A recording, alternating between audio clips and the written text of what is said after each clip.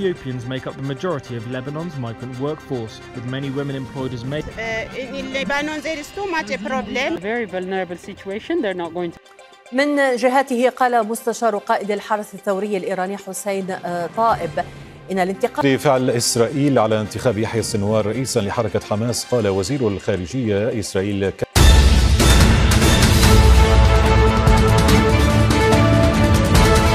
من تجنيد الآلاف من المجاهدين الجدد من صفوف الإسناد.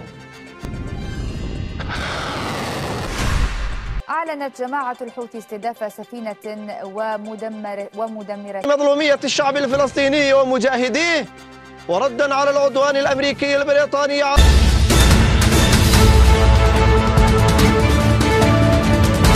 wan Itoophiyaa kan Beirut jiru irratti ibsi fuula ministeera hajaa alaa dubbii hima Itoophiyaa kan Beirut jiru irratti Addis Standard Associated Press Reuters irraa yaaddoo waraana Israa'el fi Libaanoos gidduutti deemu jiru ilaalchisee ba'eessi gabaasa keessatti isiniif dhiyaata.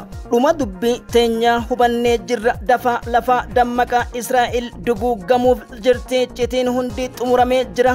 Iraan maal gooneeti hadhaa kana hunda habbuuqattee nutti tufu deemti. Oduun jettu belbeltuun Peentaagoon irraa gara Teelaaviivitti ergamtee naannichi walukkuruu bira ga'ee jira. Roobii galgala hagayya 8,2024 akka mooltan nageenya alamana simbiratti haa jiraatu. Oduuwwan belbeltuun hanga xumuratti dhageeffachuu maltan gurguddoo hedduu qabannee dhufnee jirra.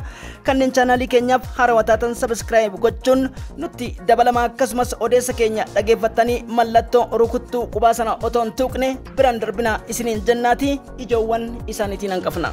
Waraanni Hamaas buufata waraanaa Almaasiitti haleellaa daguutiin barbada guddaa lafa ol qabsiisee taankariiwwan akkasumas diippoo waraana Israa'el dhooheetiin loltoonni 29 battalatti kanneen 40 ta'an helikooftariin yoo guuramu Aljaziiraaf Al-Arabiyaan gadiin baasee nutis viidiyoon deeggaramnee isin biraan gahuu jirra. Maaltu ta'e tarii kaleessa gabaasa keessatti sapiraayizii guddaa maas dhufuun tokko gurraan isin geenya jenneetiin odeessa keenya wabeeffattu jenneetiin eegna. Iraan basaastotaaf ergamtoota mootummaa Israa'elii ergaa Ismaa'il Haniyyaa jeefame booda kanneen 29 ta'an shakkite har'aaf kaleessa fannisuun addunyaa wal gaafachiisee jira. Ameerikaa fi Israa'el mar'umaan cileessee jedha. انتصاري لمظلومية الشعب الفلسطيني ومجاهدين وردان على رضوان أمريكي لبريطانيا على بلدنا نفذت القوة الصاروخية جتشون قدبه مالتو تاي دونين غرغدون بكمون لما كان انجليزي في اكاسماسي أمريكا إلهانيتين هاوتين سبرايزي قدان قدبه hika dubbii kanas balballoomii keessatti maali hawtiin maal haleele Ameerikaa maaltu macheesse Peentaagoon girgirii guddoo keessa seenteetii jirti. Gareen Peentaagoon dubbii quban qabdan Paakistaan nukleerii guddaa balbala Iraan dhaabdee jirti maleeydan. Kanaaf dafnee dura tarkaanfii fudhachuu qabna. Neetaanahuun na dhaqqabaa warri Awurooppaa dubbittiin holqa keessaa isa lallabsiistes gurra isin geettiin. Kansariin guddaan hudhaa lammiilee keenyaa ta'e Hizbollaadha. Hizbollaaf falli nuti qabnu Iraan nurraa saffisaan akka akeekkachiiftu pirezidaantii faayidaa dhabaaf ayyallaallattu Masrii kan Kaayirootti ergan. Isaanis waliigaltee tokko malee addaan bahuun dhagahameetii jira. Rookettiiwwan 350 ol Hizbollaan dhidhimseetiin addunyaan garamii dubbitti jirti. Kunis balballoomii keenya keessatti dhiyaatu. Iraan tarkaanfii ishee akka fudhattu jala murteet beeksiftee jirti. Namuu naannichatti wal haree shiimoo warri maadheeffate biraa imala deemee hunkuramte wal gochuudhaaf miidiyaaleen afaan saaqqataniitiin gaggabaasu irratti argamu. Oduuwwan oo'ituu gurguddoo viidiyoo suursugaan deeggaramne maddeen oo'ituu miidiyaalee irraa gurraan isin buufna. Filannoon keessan faan saba guddaatiin CTN haa ta'u gara balloomii dhimbiibbaa oduutti isin affeerra. We're talking about this huge number of workers that are excluded. Across the Middle East, millions of migrant workers. إيران التابعة لهما بتجنب المجال الجوي لكل من إيران ولبنان لمدة.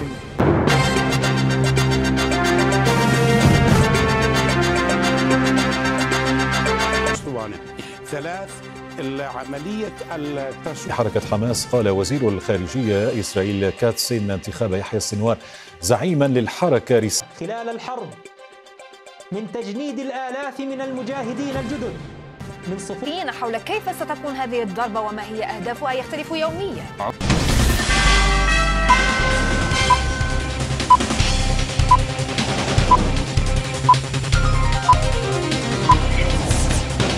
mootummaan Itiyoophiyaadhaa dahannoo nageenya dhimma baha gidduu galeessaa wabeeffachuun waraana Libaanosii fi Israa'el gidduutti yeroo ammaan kana deemsifamu jiru kan isa yaaddessee fi dhimmoota lammiilee isaa keessattuu adeemsa tibba kana jijjiramaa asitti bulchiinsa Dr. Abiy Ahmad jalatti fooyya'aniin dhimmoonni immigireeshinii tajaajiltummaa lammiilee biyyeessaa kanneen seera qabeessummaa kallattii qabsiisuu fi alseerummaan baroota dura kan turanis mirgoota dahannoo lammummaa isaanii nageenyummaa isaanii tiksuu irratti cimsee hojjetaa jiraachuu wabeeffachuun gabaasni Addis Standard balaan Libaanositti deemaa jiru kun yoo kan furmaatan arganne taate saffisaan deebii akka kennuu fi tika nageenyummaa lammiilee isaatiif akka wabii ta'uu jiru akkasumas ammoo dhimmoota kana qoonsilaa naannichaa wajjin itti dhiyeenyaan hordofaa jiraachuu wabeeffachuun dubbii ministeera haajaa alaa Mallas Alam ibsuu isaanii Associated Press fi akkasumas Addis Standard gabaasanii jiru. Gabaasa keenya bal'ina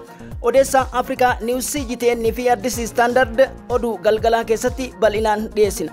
Gootowwan dirree haqaa dachii isaanii gara jabeeyyii heera addunyaa hin beekne shororkeessitoota namaan jechuun hojii shororkeessummaa dugugga sanyiitti gabatee maxxanfachuudhaan abbaa dimokiraasiif walqixxummaa of taasisaa guyyaa har'aa fi kaleessaa gaachana guddaan Yahya Sinwaaris itti ulfaate ijas guduunfeetiin waraanaa Alshaatii keessa tarkaanfiin guddaan itti fudhate hanga loltoonni Israa'el xiyyaanna baasii kopheen caanitti miidiyaaleen balballoomsuu irratti argaman. Kanan wal qabsiiseetiin ji'oota 9 dachii Hamaas jala jiru gubbaa ta'anii mooraa ijaaraa boombii achirra budduuqsanii bobaa achirra guuttatanii kan ce'aa turanii fi gamoo fi ilmaan Filisxeemota qulqulluu dachee abbaa isaanii irratti kan fixan alaa dhuftootaa fi godaantonni Yahudotaa har'a badii guddaatu isaan mudate. Akka Axios, Associated Press, Times of Israel miidiyaa isaanii dabalatee Al Jazeera fi Al Arabiyaa wal harkaa fuudhanitti tarkaanfiin gurguddaan leencota Beetul Maqdasiif falmaa jiraniin tooftaalee ciccimoo baafachuun har'a ganama mooraa guddoo buufata kuusa boombii Gaazaa barbadeessuun yoo diqqaate dhiiga qulqullootaa isaan roraasaa turan akka waan gammachiisetti lakkaa'ama jedha dameen Sputniks fi Interfact wabeeffachuun Al Arabiyaan gabaase. Tarkaanfiin tooftaa rooketti misaa'ila kan soofteerii haaraa tibba kana argate Raashiyaatti quba qabsiisuuf Ameerikaan ilkaan itti ciniinnatteef Neetaanahuun hafuura shokoysuu dadhaban qindoomina guddaa teeknolojiitiin dhoo'insi gurguddaan dacheef mooraa isaan jiran mooraa Israa'elotaa keessaa dhagahame. Kunis waldaangeessa Gaazaatti aana jedhamee jira. Loltoonni 29 ganamuma kana shishimiitaan 47 hin madaa'an. Kuusni diippoo waraanaa sagalee nukleerii fakkaatus dhodhoohe jedha Almaasiraa fi Alhadas dabalatee miidiyaaleen haga wiihoo gabaasuu irratti argaman. Dhuma dubbii teenyaa hubanne warri jedhan gara jabeeyyiin har'a dhandhamni guyyaan isaanii waan tahe natti hin fakkaatu. Hamas tarkaanfiin kun cimee itti fufa jechuuf Israa'eliifis naasu kan uumee fi keessattuu himaa waraana Israa'el Daani'eel Hagariidha. Yahya Sinwaar toora Muhammad Daa'ii fi toora Fuad Shukrii fi Ismaa'il Haniyyeedha qaba. Kanaan booda biratti bakka hin qabu jechuun Antooni Bilinkan Pentaagoniif isaan jidduu fafakkeessii afaan isaaniitiin haasa'anis ibsa baasanis dubbitti kana gaachanni Yahya Sinwaar Israa'elotaaf hin taane ija maharrabiin guduunfe jedhu xiinxaltoonni.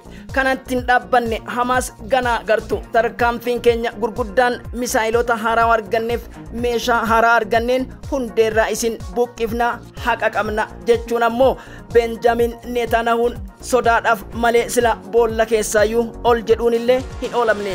Hamas haloo kana kan har'a deeffate yeroo darbe kaambii Nuseeriyaatiif Alshaatiitti kan Muhammad Daa'iif ajjeefna jedhaniiti.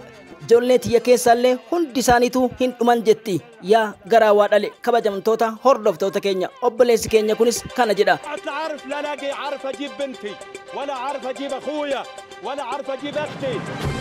تجنيد الالاف من المجاهدين الجدد من صفوف الاسناد.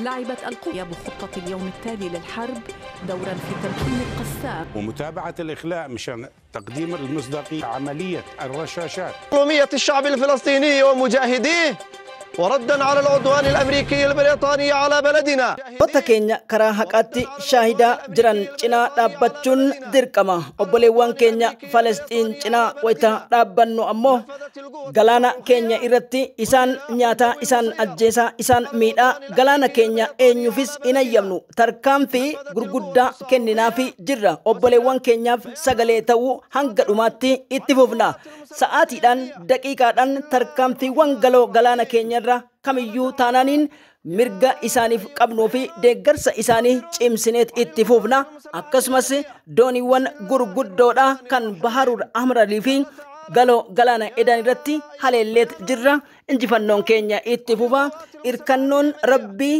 guddoodha hasbunallah wa ni'mal wakiil jedhe sariin guddaan hudha lammiilee keenya ta'e Hizbollaa Iraan akka nurraa dhaabdu adabachiisa yeroo dhumaatiif jechuun gara Masrii kan imalan ministeeri nageenya Israa'eliitiif akkasumas qondaalli addaadha dubbitti Masriin osoo waliin galin kunis Masriin ayyaalaallattu hoggannisi alsiisinis ayyaalaallattu gardhabe waan ta'eef inni tokko madda barbadaa'uu Gaazaatiifis sababa jedhanii kanneen haasanis hin dhaban rookettiiwwan 350 misaayilota 200 olii guyyaa 3 keessatti dachii Israa'el ciinceessuun lubbuu fi qabeenya gurguddaa hanga loojistikii fi kanneen dhaabbilee misooma industirii gurguddoo balleessuudhaan Israa'el naasise duraan qilleensaan nu mootu qilleensa keessaniifis fala arganne jedhan qondaalli Hizbollah Hassan Nasrallah tarkaanfiin keenya hanga isin dachii Filisxeem gadhiiftanitti hanga isin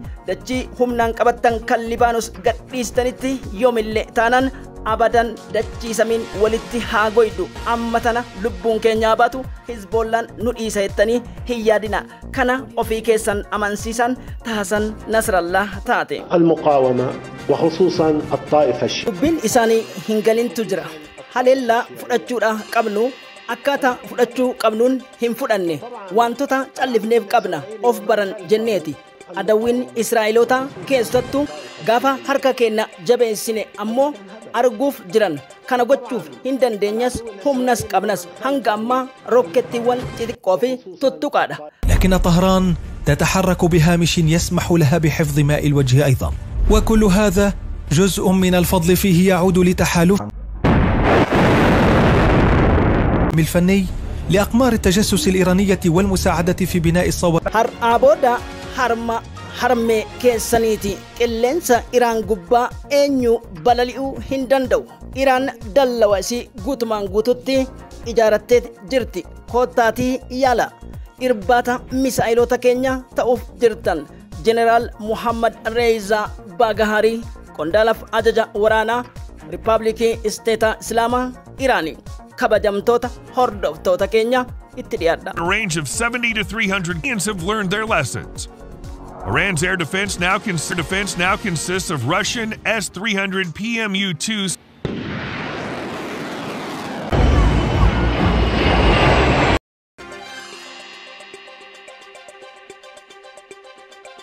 Balleessuu hedan duguguu hedan dafa dammaqa Israa'el duguguu hedan warri dhiyaas nu birmadha dubbittiin jettu Pentagon keessaa dhagayamte Netanyahuun boolla jalatti shororkaa guddaa arguuf naannicha akka shimoo ittee keessaa wal ukkuruuf kan jedhame ministeerri haajaa alaa beekamaan kan ollaa Iraan ta'e Paakistaaniidha Bilawal Bhutto dardaariidha dubbittiin dubbii eenyummaati dubbittiin komii teenya taqabnu bulfanne taan boru fixachuu dandeenya hedduu fixanneetis jirra kanaan booda ammoo wal nu nyaachisanii akka seenaa bara kuma duraatiin gargar nun qoodanii warra kiyaana raawwateef seenaan haa dhiisu. Nuti kan gochuu qabnu waan dandeenyuun ni goona.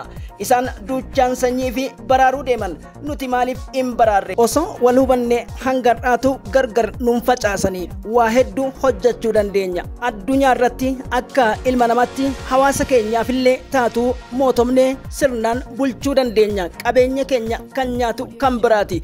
Kan olii gad nu mirmirsu kan biraati. Kana ammoo warri gane haa ganu. Yoomillee taanaan nuti daangaa namaan tuqnu haqa namaan tuqnu kan dhufe immoo walirraa qolanna jedhan ministeerri haajaa alaa Paakistaan. Misaa'ila guddicha balbala Iraaniin qiqiphisaa dhaabanii Raashiyaan qilleensa hiite Neetaanahuun akka rafan hin dammaqneedha. Jala buune isiniif dhiyeessina. Maaltu jira addunyaa irratti? Nageenyi biyya keenyatti, nageenyi jalalli alaa mana isin biratti haa jiraatu.